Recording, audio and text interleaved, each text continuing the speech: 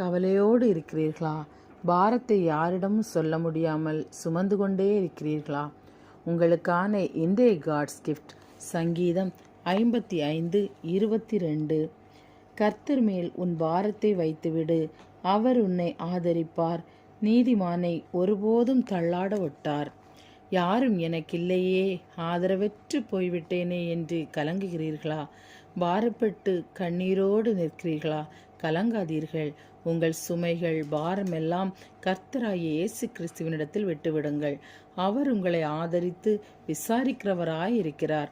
உங்களை ஒருபோதும் தள்ளோட விடமாட்டார். ஜெபிப்போமா?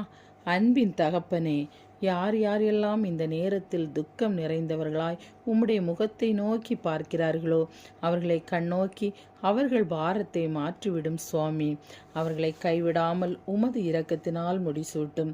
இவர்களின் இருதயத்தின் வாஞ்சையை நிறைவேற்றி கொடுக்கும்படியாக இயேசுவின் மூலம் ஜெபிக்கிறேன் நல்ல பிதாவே. ஆமேன். God bless you.